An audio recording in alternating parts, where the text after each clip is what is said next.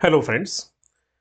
आप लोगों का एक कॉमन डाउट है कि सीजीपीएससी और सीजी व्यापम को एक साथ कैसे मैनेज करें, क्योंकि अभी सीजीपीएससी का भी प्रीलिम्स होने वाला है फरवरी में, और मार्च अप्रैल में सीजी व्यापम की भी मंडी निरीक्षक और एक परिवहन आरक्षक का एग्जाम होने वाला है।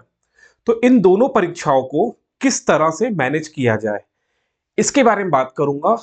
और मैं आप लोग से सीजीपीएससी प्री सीजीपीएससी जो प्रीलिम्स है, इस एग्जाम को कैसे पास किया जाए, स्पेसिफिकली प्री की बात करेंगे आज। ठीक है। अब देखोगे आप लोग तो नवंबर जो है ऑलमोस्ट एंड होने को है। अपने पास समय बचता है, एक दिसंबर है और जैन है। फैब को तो गिनिए मत, क्योंकि फैब ऐसे निकलेगा पता नहीं चलेगा। ठीक। तो कुछ दिन नवंबर, कुछ दिसंबर पूरा और जनवरी पूरा। तो मतलब ये मान के चलिए आपके पास मोटा मोटा 2 मंथ और कुछ दिन, ये समय 2.5 मंथ पकड़ लीजिए। 2.5 मंथ, 2.5 मंथ में मतलब 60 और हो गए 15 दिन, तो करीब करीब 75 दिन का हमारे पास समय है। और इन 75 डेज, हो सकता है ज्यादा हो, थोड़ा बहुत और बढ़ जाए। अभी प्रीलिम्स का डेट डिसाइड नहीं हुआ ना, किस तारीख को सीजीपीएससी प्री होगा। फरवरी में होगा, लेकिन किस तारीख को होगा अपने को नहीं पता है। सो हम मान के चलते हैं कि लगभग लगभग 75 डेज अपने पास समय है। और इन 75 दिनों में कैसे मैं प्री को तो निकाल ही लूं। ठीक है, प्री तो मेरा निकल ही जाए।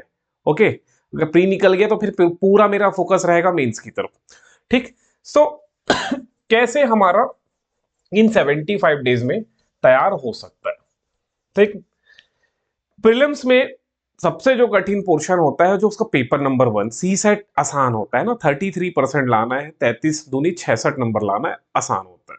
और कैटेगरीज में 23% लाना है ना। तो ऐसा नहीं कि बहुत टफ है। अब चलिए मैं सी सेट के बारे में बात करूंगा।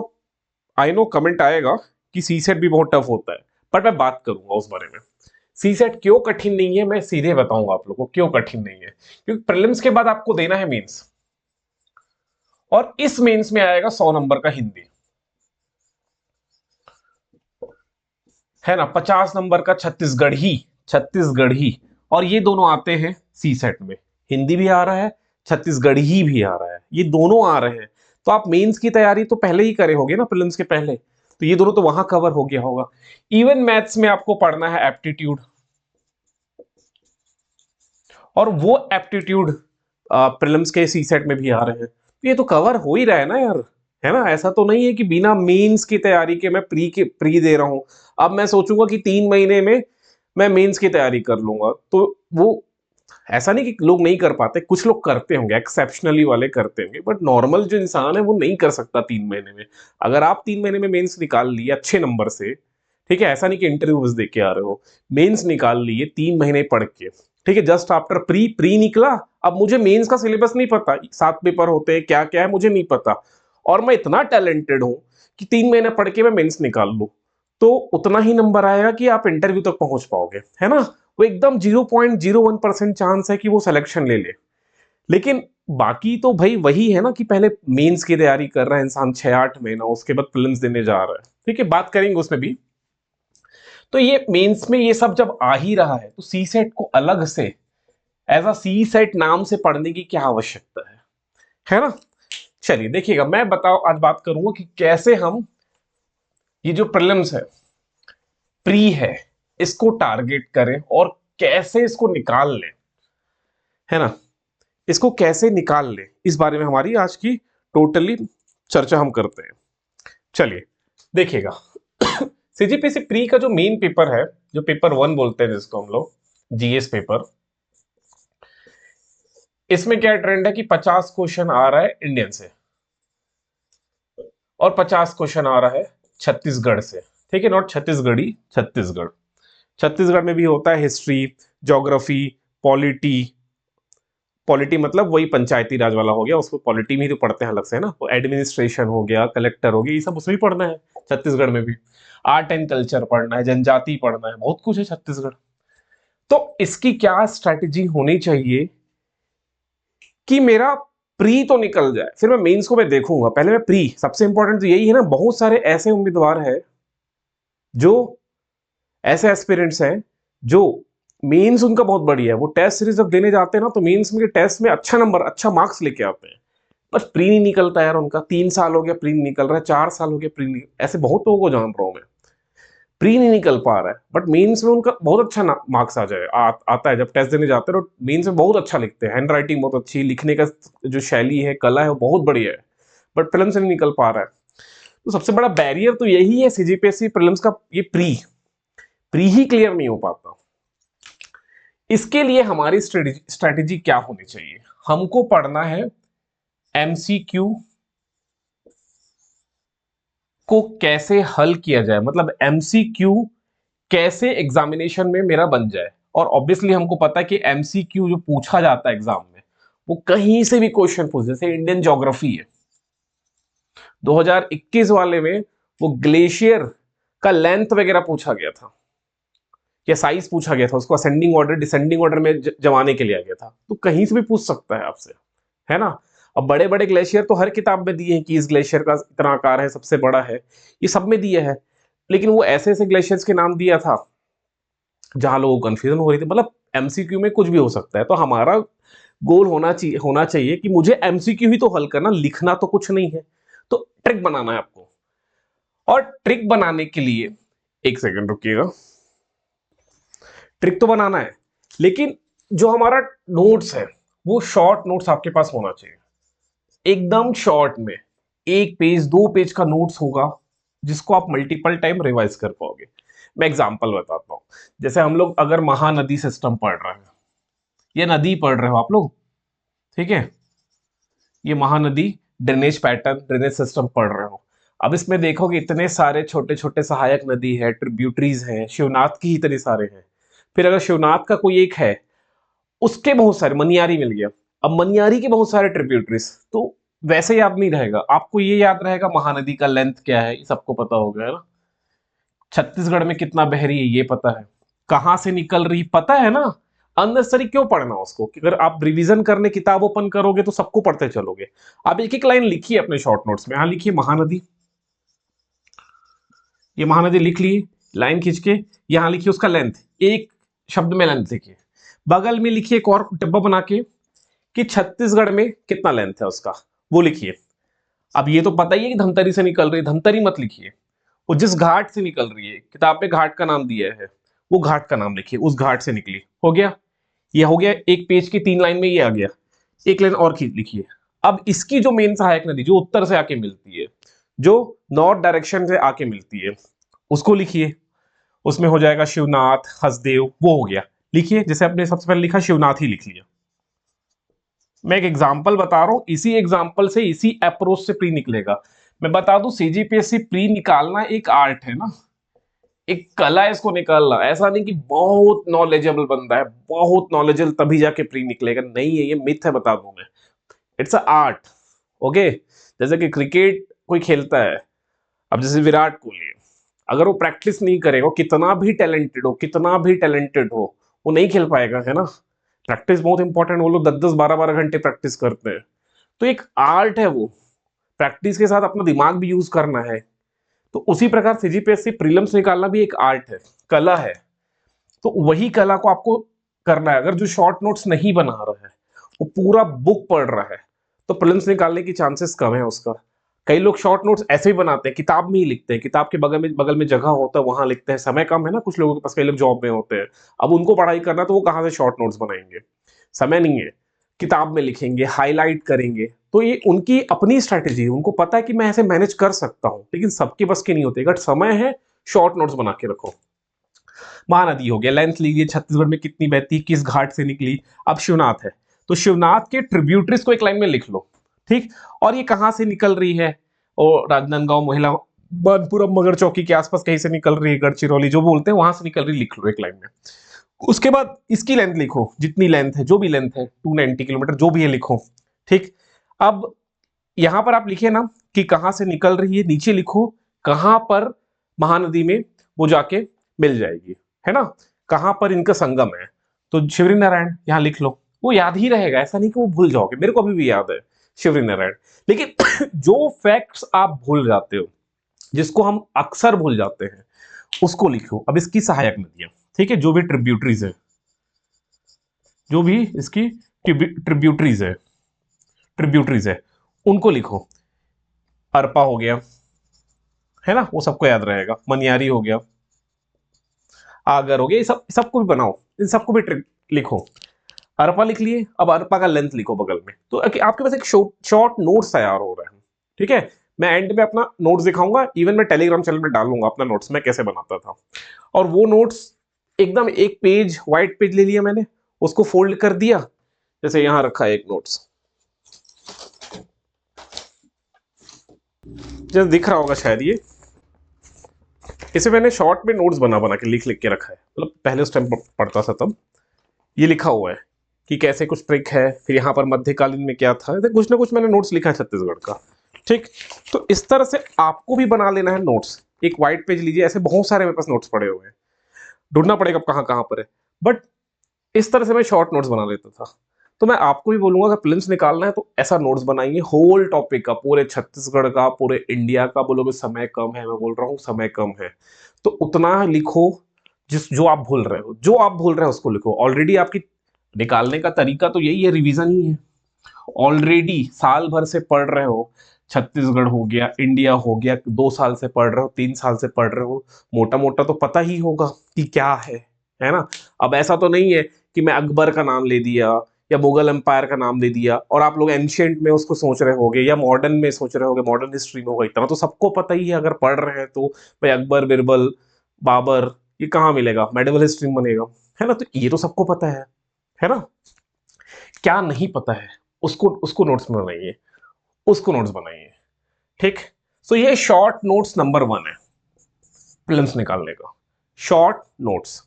इसके बिना एग्जाम निकालना बड़ा मुश्किल है। लेकिन अगर ये बना बना लेते हो और इस शॉर्ट नोट्स को 10 से 15 बार, ज्यादा और ज्यादा और ज्यादा, 10 से 15 नहीं, 20 से 25 बार अगर रिवीजन कर लेते हो जाएगा, ठीक है। ऐसा शॉर्ट नोट्स बनाओगे तो पूरा नदी, पूरा रिवर जो सिस्टम है, रिवर का जो सिस्टम है, उसको पढ़ने में लगेगा आपको ज्यादा से ज्यादा लगेगा, ज्यादा से ज्यादा लगेगा पूरा रिवर को पढ़ने में 5 मिनट। केवल वही फैक्ट्स पढ़ना है जो एग्जाम में आने वाला है, एग्जाम जो मुझे याद नहीं है, एग्जाम में आने वाला नहीं, जो मुझे याद नहीं है, मैं केवल उस फैक्ट्स को टारगेट करूंगा, है ना। समझ में आ गया? ओके। शॉर्ट नोट्स, अगर हम शॉर्ट नोट्स बनाए तो कितना पेज में बन जाएगा, है ना। मैं पूरे छत्तीसगढ़ को, देखो मैं वो चीज लिखा ही नहीं था अपने नोट्स में, या हम जब पढ़ते थे तो हम लोग 4-5 ग्रुप में पढ़ते थे, तो हम लोग वो नोट्स लिखते ही नहीं थे जो हमको याद है, ठीक। मैं उन फैक्ट्स को लिखता था जो मुझे याद नहीं है, और उसी को मैं 10-10 बार पढ़ता था, ठीक। अब जैसे कोई भी जैसे नोट्स हो गया, जैसे इंडस वैली सिविलाइजेशन है, सिंधु घाटी की सभ्यता है। अब सिंधु घाटी की सभ्यता में मेरे को याद नहीं रहता था रिवर का नाम, रिवर कौन सी, जैसे हड़प्पा है तो हड़प्पा का संबंध किस रिवर से, कौन से नदी के किनारे वो सभ्यता पाई गई, नहीं याद रहता था। खोजकर्ता कौन है, नहीं याद रहता था। तो मैं उसको लिख लिया, बाकी दुनियादार नहीं लिखा, ठीक। ठीक है, इंट्रोडक्शन नहीं लिखा, किताब में इंट्रोडक्शन लिखा होता है, वो इंट्रोडक्शन आप मेंस में लिखोगे, तो वो सब आपको लिखने की जरूरत नहीं है। आप केवल फैक्ट्स, एक लाइन में बोलूं तो फैक्ट्स, जो इंपॉर्टेंट फैक्ट्स है, सिर्फ उन फैक्ट्स को नोट करिए, ठीक है, जो आपको याद नहीं है, जो या जिसमें भूलने की गुंजाइश रहती है, उसको लिखिए। शॉर्ट नोट्स बन जाएगा। ज्यादा से ज्यादा 50 पेज में, बहुत ज्यादा बोल दिया मैं, 50 पेज, राइट। 50 पेज में हरिराम सर का, या जो भी आपके पास किताब है छत्तीसगढ़ में, हरिराम सर से पढ़ता था, तो हरिराम की जो किताब है, उस किताब या भी और बहुत सारी किताब आती है, उसका 50 पेज में पूरा छत्तीसगढ़ समझ जाएगा। शॉर्ट में लिखिए ना। मैं ये नहीं बोल रहा हूँ, जैसे आप पढ़ रहे हो, जैसे आज का आपका प्लान था कि आपको छत्तीसगढ़ की 5 चैप्टर कंप्लीट करना है, वो 5 चैप्टर पढ़िए ना अपने किताब से। अब जो भी जिस भी किताब से पढ़ रहे हैं उस किताब से 5 चैप्टर पढ़िए। 2 घंटा आपने डिसाइड करके रखा है, 2 घंटे में 5 चैप्टर पढ़िए। लेकिन उन 5 चैप्टर को एक ब्लैंक पेपर लीजिए, ब्लैंक पेपर, और जो याद नहीं हो रहा है उसको ऐसे कॉलम बनाइए, इस तरह से कॉलम बनाइए और यहां से लिखना चालू करो, शॉर्ट में, एकदम शॉर्ट में, शॉर्ट में, शॉर्ट में। कहानी तो पता है ना, कहानी पता है तो पूरी कहानी तो पता है, जो टॉपिक पढ़ रहे हो उसका मूल भाव क्या है, अर्थ क्या है, कहाँ से स्टार्ट हो रहा है, कहाँ एंड हो रहा है, ये सब पता है। लेकिन मैं जो चीज को भूल रहा हूं बस वो लिखूंगा और इसको रिवीजन करूंगा। तो ये 50 में बहुत ज्यादा बोल दिया, और कम में बनेगा। ठीक। सिमिलरली इंडिया, इंडिया में आता हूं मैं, ये होगी छत्तीसगढ़ की बात करते हैं इंडिया। इंडियन जीएस पढ़ने के लिए, प्रीलिम्स के लिए, घटना चक्र, घटना चक्र दोनों मीडियम में आती है, इंग्लिश मीडियम में भी आती है, हिंदी मीडियम में भी आती है। घटना चक्र, घटना चक्र आती है हिस्ट्री, पॉलिटी, जियोग्राफी, और क्या, साइंस एंड टेक, इकोनॉमिक्स, ठीक है, सबके आती है, सबकी। History, polity, geography, science, economics, और भी जो छोटा होगा वो सब आएगा, सब कवर करेगा, साइंस एंड टेक, सब सबकी आती है। आप बेसिकली सॉल्व करिए हिस्ट्री का, पॉलिटी का, ज्योग्राफी का। साइंस, साइंस में क्या होता है, कभी 5 क्वेश्चन आ जाते हैं, कभी 4 आता है, कभी 8 आ जाता है, कभी 2-3 आता है, 3-4 आता है। तो साइंस की जो मेंस वाली आप नोट्स बना के रखे होगे ना, मेंस वाली, उसमें जो मेंस का जो टॉपिक है, जैसे उसमें फोटोसिंथेसिस एक टॉपिक है, तो फोटोसिंथेसिस मतलब बायो का जो टॉपिक है, उसको अपनी जो भी किताब है आपके पास, जो भी आपके पास किताब है उस किताब से पढ़ लीजिए। ठीक है। मेंस में तो बहुत स्पेसिफिक नोट्स बना होगा, बहुत स्पेसिफिक नोट्स बना होगा मेंस वाला, वो प्रीलिम्स को कवर नहीं करेगा। बट जो भी आपके पास किताब है, मेंस वाली नहीं, प्रीलिम्स पढ़ने के लिए आप जो भी, लूसेंट की किताब आती है, बहुत अच्छी किताब है, अरिहंत की बहुत अच्छी किताब है, जो भी किताब है उनसे पढ़ लीजिएगा। बट हिस्ट्री, पॉलिटी, ज्योग्राफी, इस तीनों का तो घटना चक्र लगाना है, अगर समय है तो ये सबका लगाइए, इसको इसको सबका घटना चक्र लगाइए। लेकिन अगर समय की अभाव है, अभी समय कम है ना, 75 दिन है, तो हिस्ट्री, पॉलिटी, ज्योग्राफी, इनका घटना चक्र लगाना तो अवश्य है। कितने बार लगाना है, जितने बार लगा सकते हो, समय तो कम है। और घटना चक्र लगाने में ना लोग जो गलती करते हैं, उस गलती को बताता हूं। घटना चक्र पढ़ने से ना आपको अलग से बहुत सारे नए क्वेश्चंस, किसी मान लो बिहार में पीएससी में पूछा है, यूपी पीएससी में पूछा है, उत्तराखंड वाले कहीं भी पीएससी में पूछा है, आपको नए फैक्ट्स मिलते हैं। और वो नए फैक्ट्स आप उस टाइम पढ़ते हो और लगता है कि मेरे को याद रहेगा, तो ये गलती कर रहे हो आप। याद नहीं रहने वाला वो चीज, वो याद नहीं रहता। उसके लिए भी व्हाइट कागज लीजिए।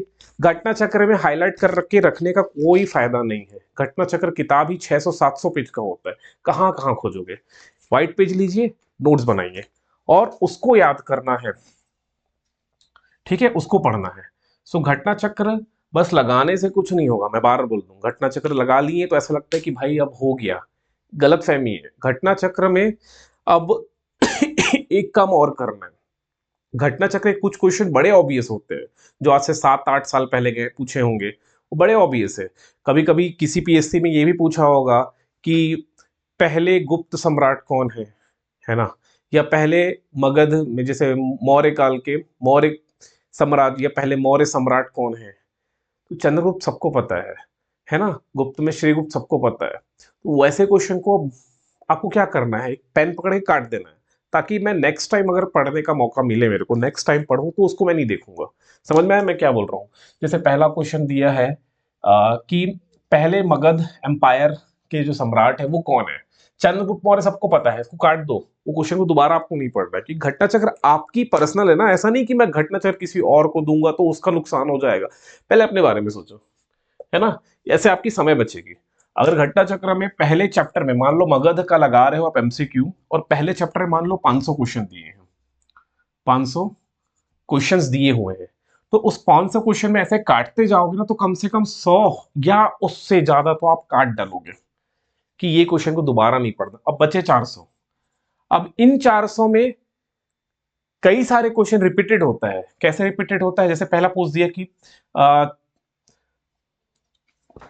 मगध सम्राट, जैसे मौर्य साम्राज्य के पहले सम्राट कौन है, चंद्रगुप्त मौर्य, यूपी पीएससी में पूछा होगा। दूसरा क्वेश्चन दिया होगा कि मौर्य सम्राट प्रथम मौर्य सम्राट कौन है, वो उत्तराखंड पीएससी में पूछा होगा, इसको भी काटना है। तीसरा क्वेश्चन दिया होगा किसी और एग्जाम में, जेपीएससी में, झारखंड पीएससी में पूछा होगा कि पहले मगध सम्राट कौन है या पहले मौर्य सम्राट कौन है, तो काटते जाओगे ऐसे, तो आपको फिल्टर आउट होगा। अब जब आप नेक्स्ट टाइम पढ़ने का प्रयास करोगे, आपको समय मिल गया, आपको फिर पढ़ने का मन होगा घटना चक्र, तो पढ़ना भी चाहिए 2-3 बार, अगर समय मिल गया तो आप सीधे स्टार्ट करोगे 8वें नंबर से, क्योंकि पहला 7 तो बकवास था, वो सबको पता है, तो वो टाइम वेस्ट है मेरे लिए।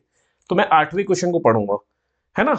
लेकिन इसके भी तरीका है कि आप घटना चक्र का भी कुछ बहुत सारे ऐसे फैक्ट्स मिलते हैं, बहुत फैक्ट मिलेंगे, उनको लिखिए, नोट्स बनाइए।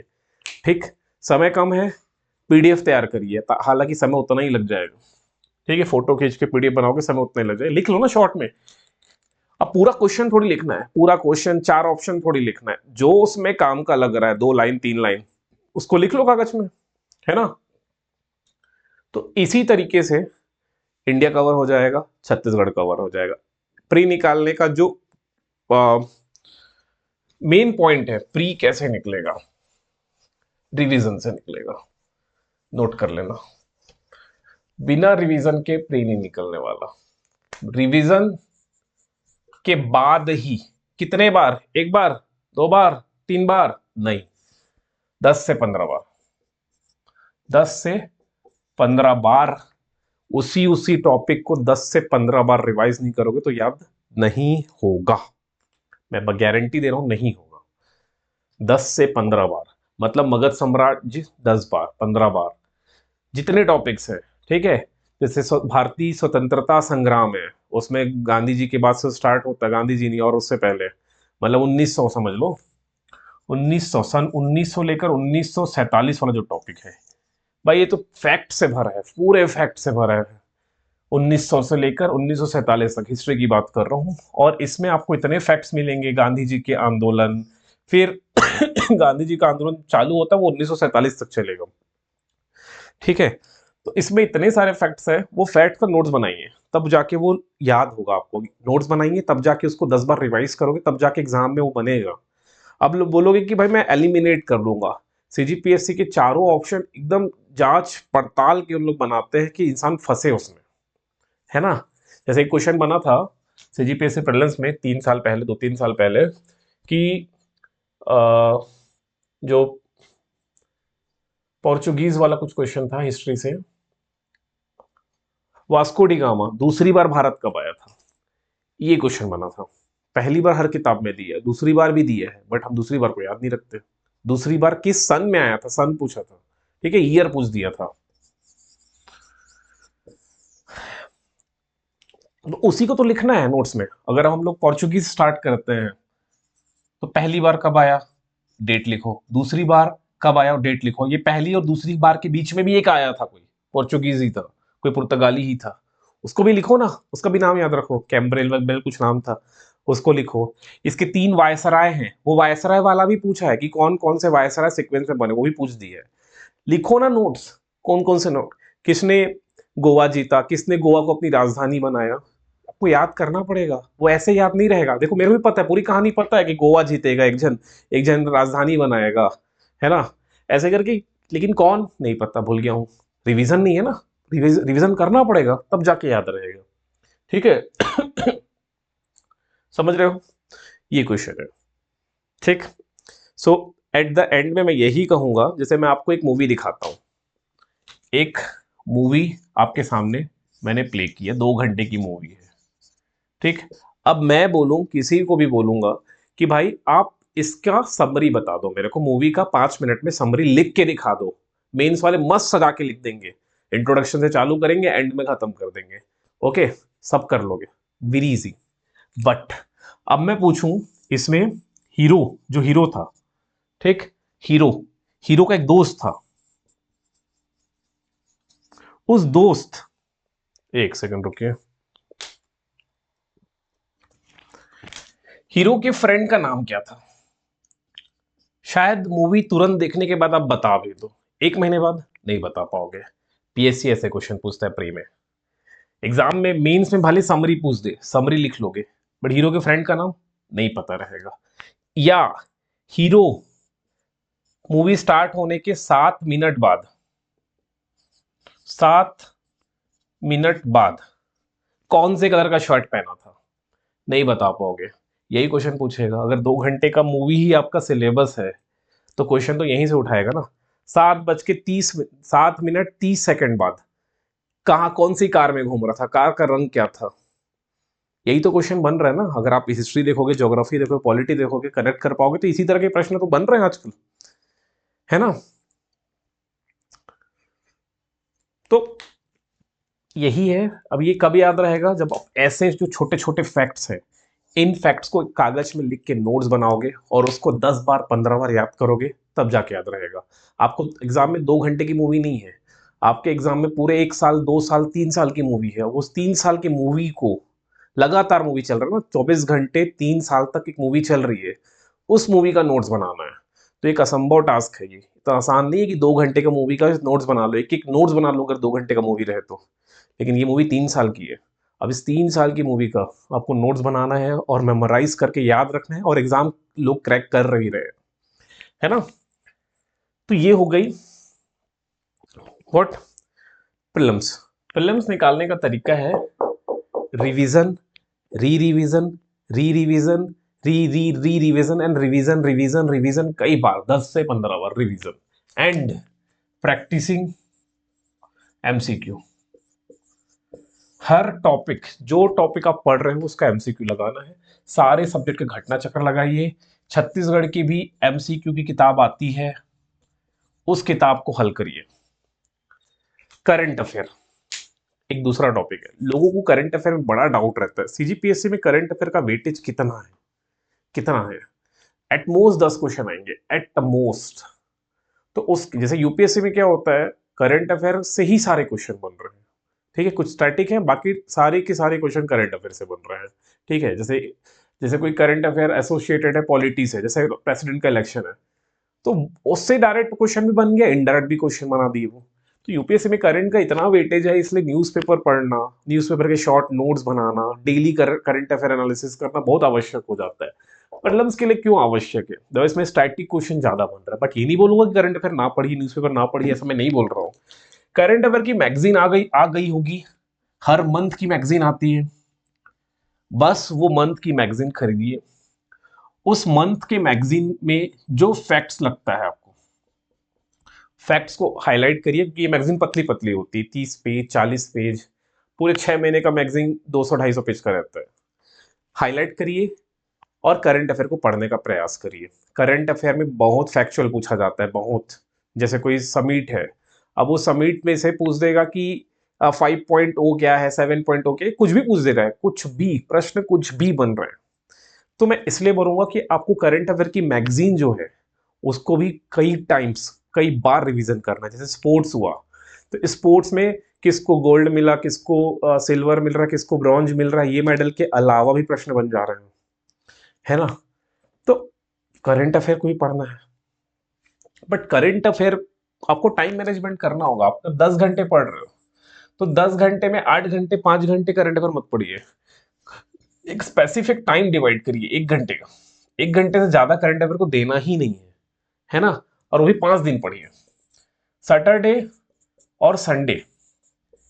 संडे एक दिन ऐसा डिसाइड कर लो ना कि संडे सिर्फ एमसीक्यू, सिर्फ एमसीक्यू, कोई थ्योरी नहीं पढ़ना मेरे को, पूरा एमसीक्यू लगाऊंगा संडे। सुबह से उठ के 10 घंटे एमसीक्यू लगा रहे हो, कुछ नहीं करना, ठीक। और एक चीज और नोट कर लेना आप लोग में एक और गलती करते हो, मल्टीपल जगह से जाके टेस्ट सीरीज देने की। तो वो गलती मत करो, टेस्ट सीरीज दो, बहुत आवश्यक है। एक जगह दो ना, एक जगह दो, 4 जगह 5 जगह जाके मत दो। आपको ऐसा लगता है कि वो क्वेश्चन एग्जाम में फंसेंगे कि फलाना फलाना कोचिंग है, बहुत भीड़ होती है, और वहां से कोचिंग में फंसेंगे और वहां सिलेक्शन आ रहा है। भाई उसके टेस्ट सीरीज से क्वेश्चन थोड़ी आएगा, नहीं आएगा टेस्ट सीरीज से क्वेश्चन। आप लगाओ ना, घटना चक्र लगाओ। टेस्ट सीरीज एक जगह दो, मन है तो 2 जगह दो, तो टाइम लगेगा, आपका टाइम जाएगा। आप जाओगे इंस्टीट्यूट देने, उसमें आधा घंटा लगा, क्योंकि बिलासपुर में रश भी बहुत है। बिलासपुर होगा, रायपुर होगा, दुर्ग ही, और बड़े बड़े, यही बड़े बड़े जगह तो कोचिंग का हब है, वही टेस्ट सीरीज होते हैं जनरली, ठीक है। इतना रश है, ट्रैफिक है, वहां फंसोगे, टाइम वेस्ट होगा, है ना। एक जगह दो ना यार, एक जगह दो टेस्ट। बाकी संडे आप रख लो, फिक्स कर दो, 10 घंटे पढ़ रहे हो ना, 10 घंटे से कम में हो निकलेगा भी नहीं प्री, 10 घंटे से कम में निकलेगा भी नहीं प्री, मैं बार बार बता रहा हूँ।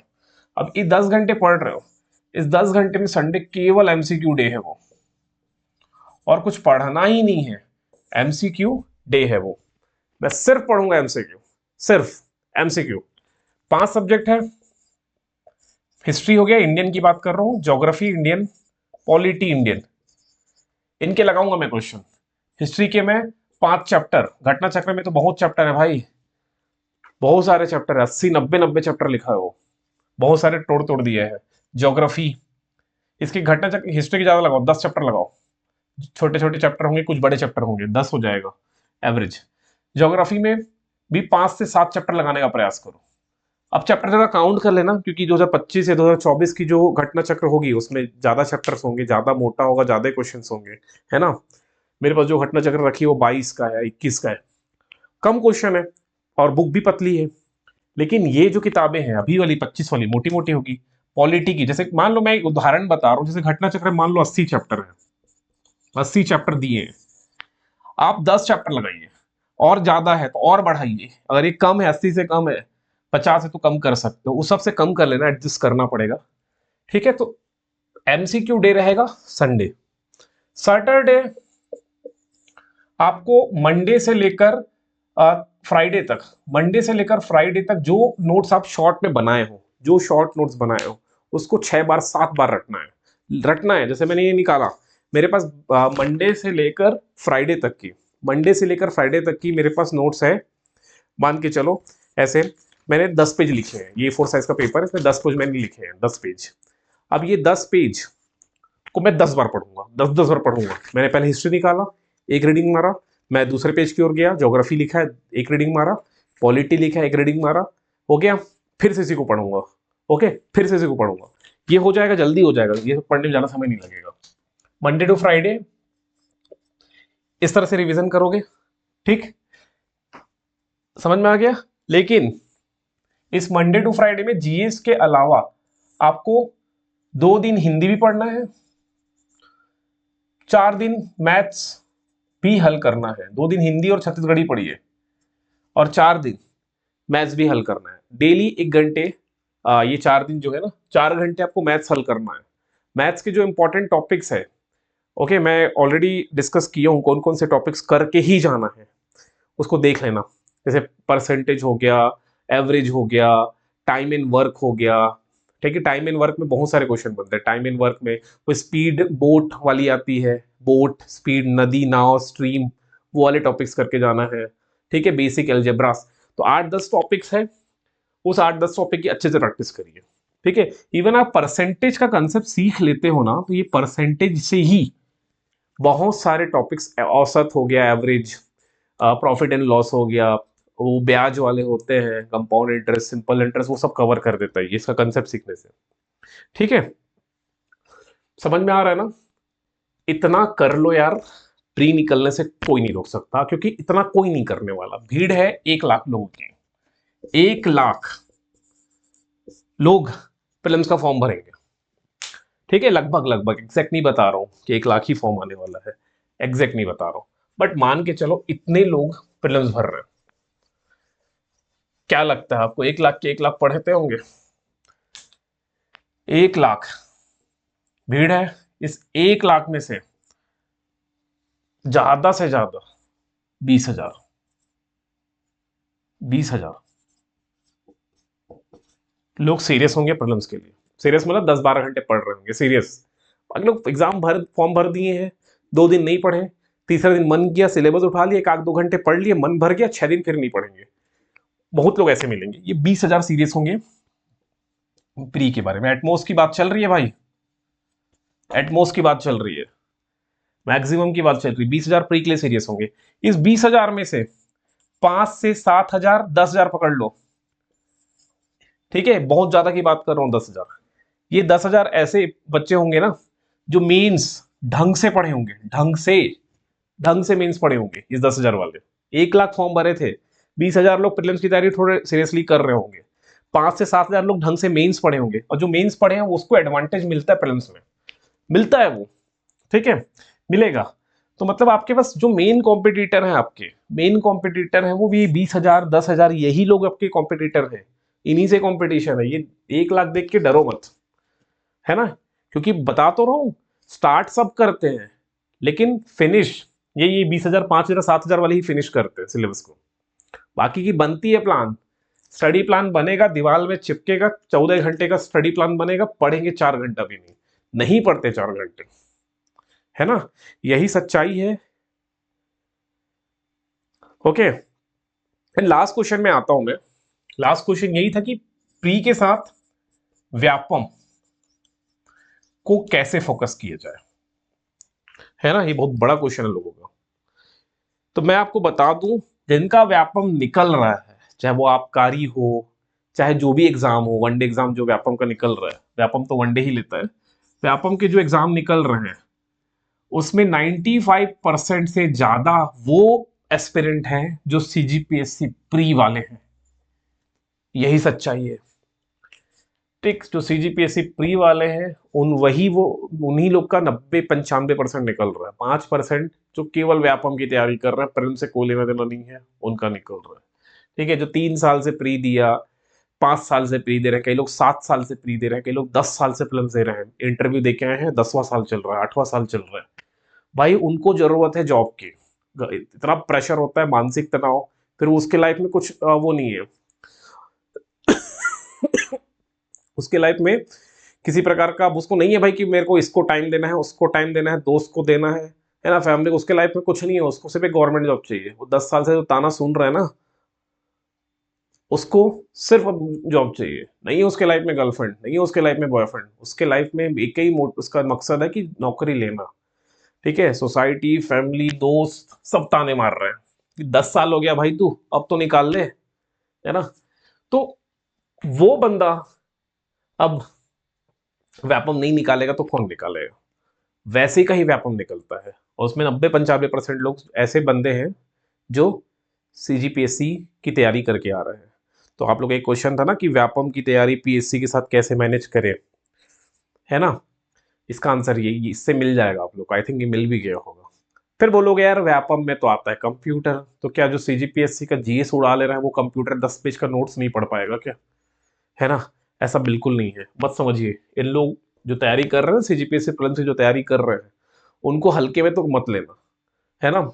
जो 800-900 पेज का लक्ष्मीकांत पढ़ देते हैं 2 दिन में, 2 दिन में रिवीजन कर लेते हैं हम लक्ष्मीकांत की किताब को, वो क्या 200 पेज 50 पेज का कंप्यूटर नहीं पढ़ पाएंगे, है ना। तो ये हो गई व्यापम। मत डाउट में रहना कि दोनों की तैयारी कैसे करें। आप प्री की तैयारी बहुत ढंग से करो, बहुत ढंग से करो, व्यापम कवर कर देगा वो, है ना भाई। यही है सीजीपीएससी निकालने, प्री निकालने का, प्री क्रैक करने का यही फंडामेंटल है, इसके अलावा कोई नहीं है। एक चीज और लिख देता हूं एट शॉर्ट में कि भाई कैसे निकलेगा, अभी तो बताया मैं, बट फिर से एक बार लिख दूं। पहला है हार्ड वर्क। बहुत लोग बोलते हैं ना स्मार्ट वर्क करो, हार्ड वर्क की क्या जरूरत है? भाई पहले हार्ड वर्क करोगे तभी तो स्मार्ट बनोगे, तब स्मार्टली वर्क कर पाओगे। हार्ड वर्क करना ही पड़ेगा यार। ऐसा नहीं कि 2 घंटे मैं स्मार्टली पढ़ लूंगा मेरा प्रीलिम्स निकल जाए, तो 10 घंटे जो पढ़ रहा है उसका क्या? हार्ड वर्क करना पड़ेगा, लेकिन स्मार्ट तरीके से। स्मार्ट, अब स्मार्ट तरीका क्या है भाई? पहला तरीका यही है कि सिलेबस से बाहर मत जाओ, पहला तरीका। दूसरा तरीका, प्रीवियस ईयर क्वेश्चंस कैसे पैटर्न बन रहा है उसको एनालिसिस करो, इस टॉपिक से आ रहा है, जैसे कॉन्स्टिट्यूशन का, जैसे पॉलिटी का एक टॉपिक है संवैधानिक विकास, है ना, कि चार्टर एक्ट आए, फिर बहुत सारे जो एक्ट वाले हैं, पहला ही चैप्टर में होता है वो उससे क्वेश्चन आ ही रहा है, मेंस में भी आ रहा है, प्री में भी आ रहा है, तो आप बेवकूफ हो गए अगर वो टॉपिक छोड़ के जाओगे। भाई वो बन रहा है ना यार, वो क्वेश्चन बन रहा है, एक्ट से क्वेश्चन उठा रहा है, गवर्नमेंट ऑफ इंडिया एक्ट जो भी है, ये सब एक्ट है, ठीक है, भारत संसद अधिनियम 1935 वाला, सबसे प्रश्न बन रहा है, तो आप एक्ट वाला टॉपिक क्यों छोड़ के जाओगे? तो ये पता कैसे चलेगा? पीवाई क्यू करने से। जनजाति वाला सेक्शन छत्तीसगढ़ से क्वेश्चन बन रहा है, आर्ट एंड कल्चर से क्वेश्चन बन रहा है, छोड़ के क्यों जाओगे, है ना। तो पहला ये सब चीज याद रखना है। तीसरा, स्मार्ट तरीके का मतलब क्या? शॉर्ट नोट्स बनाना है, शॉर्ट नोट्स बनेगा तो मल्टीपल टाइम रिवीजन कर पाओगे। तो पहला हार्ड वर्क है। दूसरा है revision, re revision, re revision, again revision, again revision, again revision. 15 से 20 बार करो ना अपने शॉर्ट नोट्स का। बस यही टेक्निक है प्रिलिम्स निकालने का। एंड तीसरा एमसीक्यू प्रैक्टिस करना। कितना प्रैक्टिस करना है एमसीक्यू? पूरा घटना चक्र लगाइए, पूरा घटना चक्र, हिस्ट्री का, ज्योग्राफी का, पॉलिटी का, प्लस छत्तीसगढ़ की जो भी आपके एमसीक्यू किताब है, पूरा घटना चक्र लगाना है, पूरा लगाना है, ठीक, पूरा लगाना है। और चौथा, फुल लेंथ टेस्ट दो, फुल लेंथ। सेक्शनल देखिए, कई लोग क्या होते हैं, सेक्शनल दिए नंबर वंबर नहीं आ रहा है, छोड़ो भाई टेस्ट सीरीज गया, भले पैसा जाए तो जाए, वो अपना मॉरल डाउन हो रहा है बोलते हैं, बहुत लोग का सुना हूं मैं, ठीक है, नंबर कम आ रहा है, छोड़ो छोड़ो, सेक्शनल टेस्ट में ही आपका नंबर कम आ रहा है तो फुल लेंथ टेस्ट नहीं देते हो, कि बहुत बड़ी गलती है, कि देना है भाई फुल लेंथ टेस्ट, ठीक है। अब रही बात ये हार्ड वर्क, भाई ये नहीं कर पाते हैं, ठीक है। चलिए, कोई डाउट रहेगा तो इसी चैनल में आप कमेंट करिएगा। और आज तो रिजल्ट भी आने वाला है 2024 का, है ना, कौन डिप्टी कलेक्टर है, कौन एसडीएम बन, कौन डीएसपी बन रहा है, सब पता चलेगा। और मोटिवेट हो गया आज रात को। चलिए फिर मिलते हैं नेक्स्ट वीडियो में।